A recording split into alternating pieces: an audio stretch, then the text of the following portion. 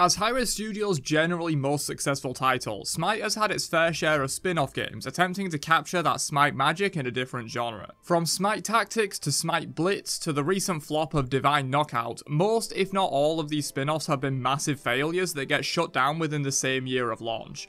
DKO is still going at the moment, but a quick look at the Steam charts data reveals it's basically a dead game, having lost 98.8% of its launch player base so far. In 2020 though, another of these SMITE spin-offs was launched, a SMITE auto battler by the name of Prophecy, and while it befell the same fate as every other SMITE spin-off so far, I believe this one was a little different and actually had a spark that could have been developed into something really special. The background gameplay I'm using here is my own from back in 2020, as I really enjoyed the game back then and made quite a few videos on it before it was shut down within months of launch. Prophecy was basically SMITE's version of Teamfight Tactics, Dota Underlords and Hearthstone Battlegrounds. You buy units, level up your shop, buy traits and items to put on those units, and at the end of every turn your warband fights a random opponent's team and the loser takes some damage. Lose enough fights and you'll take enough damage to die and be out of the match. It's a fairly simple concept, but I feel Prophecy did it really well and had some solid depth within it. For example, the traits system had a large variety of buffs you could add to your gods, and had bonuses based on how many copies of that trait you currently have on your warband.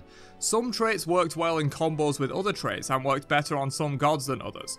For example, a really powerful combo I found back in the day was getting a few hunters with the ice trait and then any of haste, agility or judgment. Ice has a chance to stun enemies on basic attack hits, and the latter three traits increase attack speed, have a chance to double hit and gain chain lightning respectively. All three of these traits massively increase the chance of Ice's stun effect proccing by creating more basic attack hits. This kind of comp could chain stun enemies for a disgusting amount of time once online. And that's just one of the cool builds you could do in Prophecy. There were dozens of trait combo possibilities like this, and combined with the unique items, gods and leaders, it made for a situation where no two matches were ever the same. Even if you're going a similar build, there will be different traits available in the lobby, different gods and items you get offered, different enemy builds that require you to counter them. Like for example, you might need anti-healing items against a strong healing comp running the devotion trait with a hell or something like that. It made for a super interesting and highly replayable experience. Now, any of you that play TFT, the League of Legends equivalent of Prophecy, will probably see a lot of similarities between the two, and that might be one of the reasons the game was shut down, as it couldn't garner enough players with so many similar auto battlers coming out around this time in 2020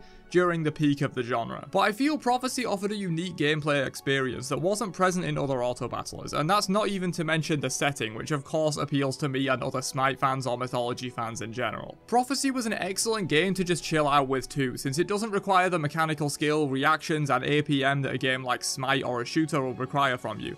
So you could just play a few games while listening to a podcast or watching YouTube videos. It was a really great experience, and as you can probably tell, I'm extremely butthurt that Hi-Rez abandoned this game so soon. Sure, it had issues like the aforementioned high competition, some pretty major balance issues and some bugs, although surprisingly less bugs than most Hi-Rez games. But the game was literally given about 2 months to succeed before being axed completely, and a lot of the issues it had could have been ironed out with some more commitment. The game was almost universally well received by all the SMITE personalities that tried it, and even had a few tournaments going with prizes as high as 10k for the winner.